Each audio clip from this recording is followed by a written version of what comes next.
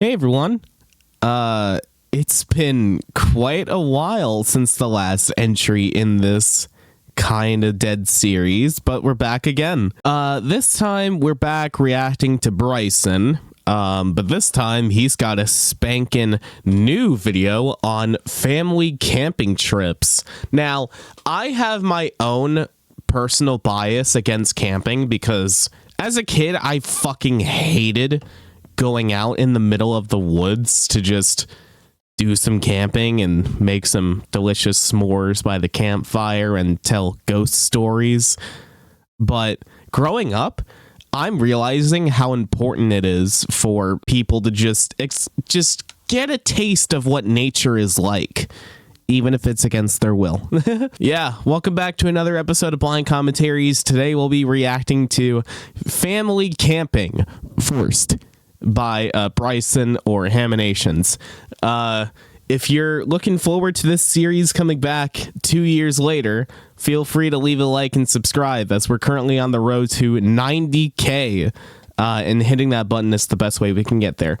But with all that being said, let's get into it. Forced family camping trips in 3, 2, 1. Let's do it. Okay, starting off with... Okay, we were starting with Nintendo. We were starting with Bryson Brenner. Okay, I'm trying to remember these names. So I know Bryson and Brenner. This is Brody, I think. I can't remember his name. His name might actually be Brody. I can't remember, but I know Bryson and Brenner at this point. Playing some Mario Kart, I would assume. Jesus, that's explosive. The camper. What just happened? Dude, let me just go back. Dude, that was basically how quick these trips can be. Just like, you know, it's like in the span of 5 seconds, you're on the road. Just a world record speed run to the campsite. What just happened? Hi, I'm BRYSON, and I'm a homebody. I love to read, build Legos, draw, write, relax indoors, play games, and spend too much time on that damn phone. However, my polar opposite mom we all like spending time on that damn phone. My polar opposite mom has a strong sense of adventure and would often drag her ungrateful children into the wilderness to make... I just realized she's dressed up as Indiana Jones. But yeah, she's Indiana Jones. That's so cool. Strong sense of adventure and would often drag her ungrateful children into the wilderness to make memories and have adventures together, which I like to call forced family fun. FFF, forced family fun. See, when my family went on trips, we would always plan at least a week in advance. Like if we were going to the beach, like my dad would let us know like maybe a week in advance saying, hey, we're going to the beach. If you want to come, just make sure you have everything you need. And I'd be like, oh, sure. And then we'd have a blast. But here, it seems like everything is being planned at the last second, which doubles the fun. Trademark. I want to go home and watch a movie. Hikes are stupid. What was that, honey?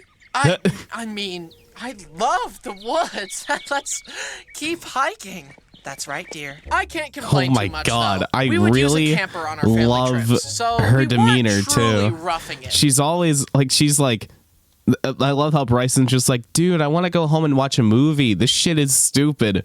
Mom's like, what was that? I love the woods. Please put that gun away. We would use a camper on our family trips, so we weren't truly roughing it. It was definitely nicer than sleeping in a tent on the ground and ruining your back. That's also kind of why I never went camping. Cupcake.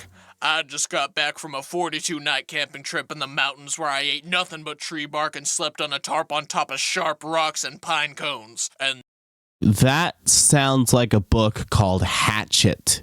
Except in the case of that story, it's just a man that survived a plane crash and had to fend for himself. Sorry, I love reading, if you can't tell. As a mandatory camping trip approached, Brody decided that it might be more fun if he invited the girl he had recently started dating. Hey, want to go out into the wilderness and be trapped in a cramped space with me and my rambunctious family for a week? And Jen made the insane decision to say yes because I guess she loves my brother? Again, insane. Insane indeed. Is this worth it? I'd say so. The next night, we were playing a board game. Stop! I needed that one! You snooze, you lose. That's how the game goes. Wait, is that the last brownie? You had 2 and I only had 1! Let me have it! Well, that's just the power of home cooking. That's just the power of home cooking right there. Oh man, dude, I'm so happy that I had a decent childhood between my siblings. It would sometimes be stuff like this where it's like, hey, who ate the last like cookie or something? And then like I'd be like, what the fuck, dude? That was mine. Then Brenner looked for a blunt object to attempt to bludgeon me with, as brothers often do. He grabbed Jen's ukulele and held it like a hammer, threatening to hit me. Imagine this. You're stranded in the wilderness with a family of tweakers and no cell service. And your boyfriend's dumb little brother is about to ruin Put it down, Brenner. Put it down. In that moment, You're gonna Jen fucking Sandy break had it. finally had enough, and her soft-spoken, polite nature vanished. Brother, no! Put that down, no! That's when we knew she could handle anything Brody could throw at her. But could we handle everything this trip would throw at us? Absolutely not. 5 a.m. Mom dragged us out of bed to go on a freezing river hike. So we rented these special skin-tight wetsuits that would conserve our body heat while hiking through the river. I hated hikes, but there was no getting out of a forced family fun adventure. So I decided to make the most of it as we were hiking down. I discovered that the suit could hold air if I breathed into it, and I devised a plan to make it back down the river. Work smarter, not harder. Well. Speaking of river... Oh my god, if I had one of those wetsuits, I'd be having a fucking field day. Wait.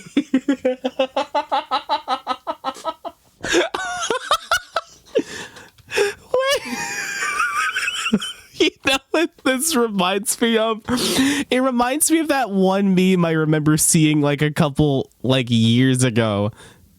Like, it's just like the title is just called The Writer's Barely Disguised Fetish. This is what this shit reminds me of. And it also reminds me of, what was it? Another video from BRYSON talking about like his insane dreams with Brody Animates. He was referencing that one scene from Harry Potter, like the 3rd movie, I think, where, something happens and then, you know, someone starts blowing up like a balloon. And then when their buttons fell off, it affected everyone else in that area. Bryson's like hiding behind the table and he's freaking the fuck out while everyone's just like floating to the ceiling. This is what that shit reminds me of, and it's hilarious. Smart, not harder. Speaking of river adventures, years before that was also on another funny. family trip, we were playing in a river and found a section of smooth stone with water running over it that you could go down just like a water slide. My brothers went and made it look so fun. Then it was my turn. As I started to slide, I got cold feet and tried to bail. I desperately grabbed at a rock, but the current was too strong. I couldn't pull myself up. The rushing water blasted at me until... Oh my god. Oh, that's why I don't wear loose pants on camping trips anymore. That's a good old-fashioned mooning right there. Fucking hell. At least everyone else had fun, because they were mocking me, like a loving family does. Fast forward years later, and we were enjoying a trip by the lake. Since we were discouraged from using our damn phones, Dad brought the next best thing, an RC boat. My brothers took turns racing it around, bumping it into each other, and making it go full speed into a wave, causing it to tumble across the water. You know, proper boat etiquette. Yep. I could just tell that my brothers were going to break the boat with how crazy in the easily they same were boat as driving. those two. I, however, was going to drive it carefully and responsibly like the well-adjusted young man I was. I was not going to Boy engage Scout in such much? I'm kidding. juvenile, uncouth behavior. I kept the boat away from the waves and closer to the shore to keep it safe and secure, and despite driving it like a grandma, the propeller hit a rock and shattered. Dad, I'm so sorry. It's okay, son. We can still fix it. Nope. I don't feel Bo, that bad, God though, because damn it, most man. of Dad's RC toys were killed by Dad's own poor judgment. I get at least one freebie. Time to drive this new fancy RC car right in front of all of the family dogs. Yep. Well, at least they can't reach the plane. Yep. Dogs are interesting creatures, I'll say. Walked out to the beach and set up some shade to just chill out at the lakeside for a while.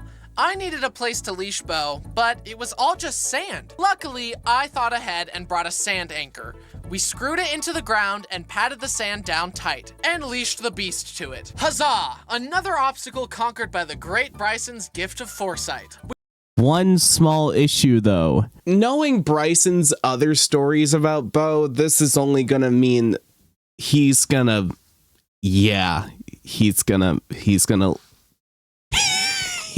be unleashed very quickly. We were having fun, swimming, playing spike ball, and flying kites, when suddenly Bo target locked on a family with a dog. Well, good thing he's leashed up. My foresight, however, did not account for this. Oh! He's loose! Put yourself in that I definitely knew he was gonna be unleashed. Wait, so he ripped his collar? Is that what happened? Oh, his collar ripped. Oh, yikes. Yeah, didn't see that one coming. Put yourself in that family's shoes. You've just witnessed a 90-pound pit bull break out of its industrial-grade restraints by doing a pop shove it, and is now barreling towards you at full speed. What is your next move? Fortunately, Bo is friendly Quick and time just wanted event to play, failed. so I didn't have to clean up another massacre. That stunning 360 maneuver has become crystallized in time in our family history. I'm more impressed than anything, honestly. It's the most graceful acrobatic thing he's ever done. One of the few saving graces of being forced to live in a camper for a weekend is camping food, especially our traditional first night meal. Tinfoil dinners. It's made with basic ingredients. Okay, so onion, mushroom, cheese, some kind of meat, and then bread, and then a potato. Ingredients, but something about cooking it in the fire scratches that caveman itch in my brain and makes it taste way better than it should. Sounds and my good other favorite too. camping food is woofums. You form some What? biscuit dough over your woofum stick, roast it over the fire, and when you take it off the stick, it has a perfect pocket to fill with scrambled cheesy eggs and bacon. Why are they called woofums? That actually sounds really fucking good. Oh, because you woof them down. Haha, I get it.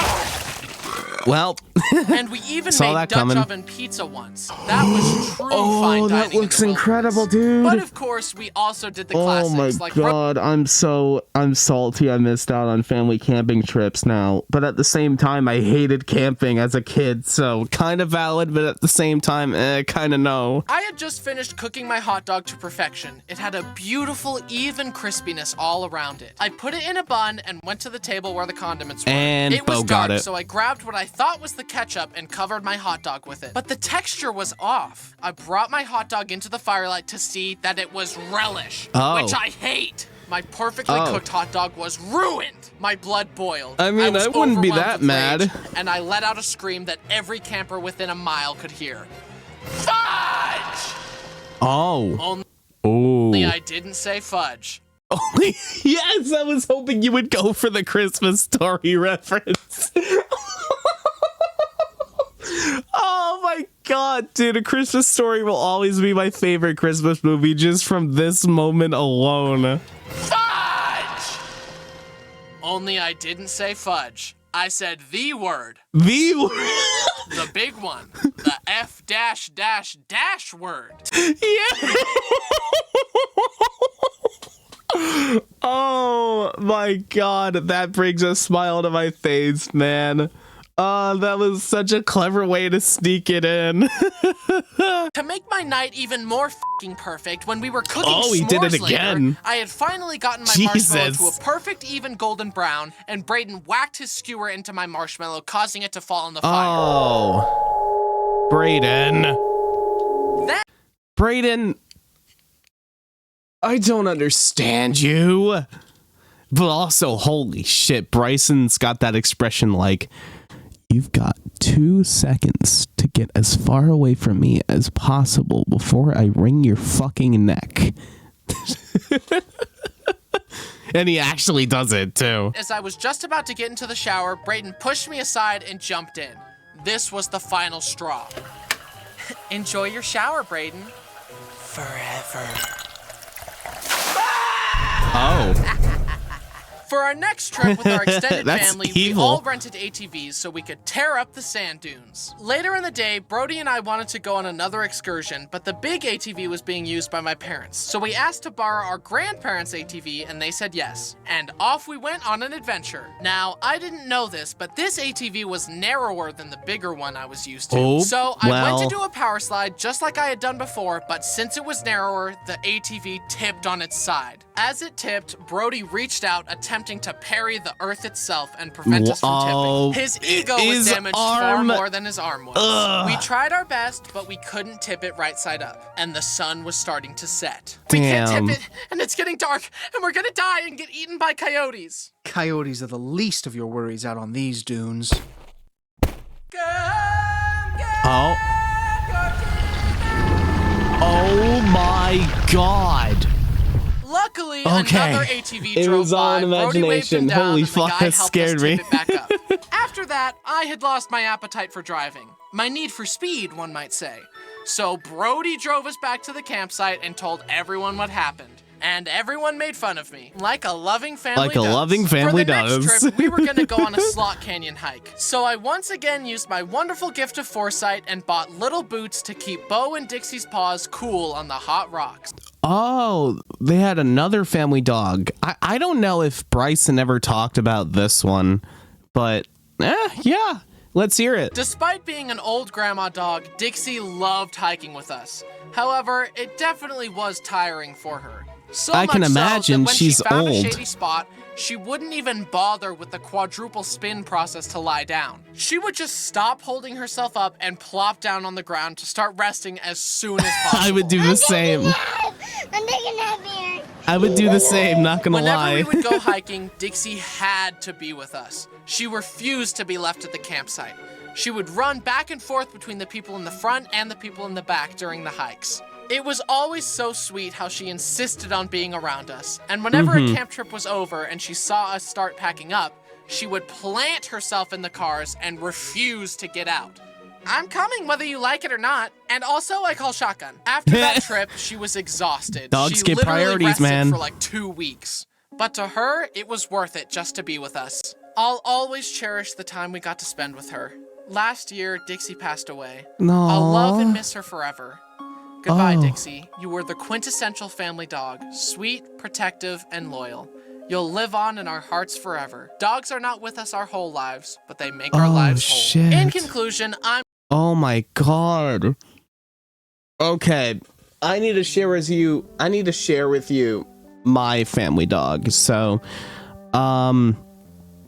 let's see, from like 2012 to about 2021. So the first like 9 years of me knowing my stepmother, she had a Shiba Inu. And she was a fucking sweetheart, I'll tell you that. Oh god, I'm gonna get emotional talking about this because I was very close with her. But I was noticing in her final months that in her final years, excuse me, that she wasn't, eating as much. She was peeing and taking shits all over the house. And that's when I realized that she's getting way too old for anything. Like she doesn't have the energy for anything anymore. And then I remember this very, very fondly too. The day that they were going to have her put down, because at this point she was like 18 years old. She lived an entire adulthood's lifespan. Like she lived all the way up to like she was the oldest dog that I ever knew. That's a healthy life right there. So when she was put down, the morning that they had scheduled her to be put to sleep, I was telling her it's gonna be okay, you know, you'll be in a better place, and that I assured her I loved her. And then when I think my stepmom and my dad said that they were gonna go put her down, I gave her one final hug, and then I just started weeping on the living room floor, the living room carpet. Rest in peace, man. She's been gone for years, but oh my god, dude. It just the stories about Dixie that Bryson's sharing in this video just reminds me of the family dog we had before she was put down. Oh my god. But Jesus Christ, man. Oh, I'm really sorry for your loss, Bryson, but at least you have her memories to go off of, and that's really all you can ask for. So yeah, I'm really sorry that you lost Dixie. It just, the stories that you were sharing reminded me of my family dog, so that's why I was telling you guys about her. Quintessential family dog, sweet, protective, and loyal. You'll live on in our hearts forever. Dogs are not with us our whole lives, but they make our lives whole. In conclusion, I'm glad my mom forced us to take adventures. I actually love hiking now. We made so many fun family memories that I'll cherish forever. Except for that time Dixie got sprayed by a skunk. Oh. Well then. What is that? It breathes! We're all gonna die! Although, when Bo passes away, I might have to go full John Wick mode. Oh, yeah, no doubt. I'm taking this! Don't you ever pull a stunt like that again! And I'm I would taking too. these as well! I wanna apologize. I want to apologize. Aww. Oh my god, Dixie. This might be copyrighted.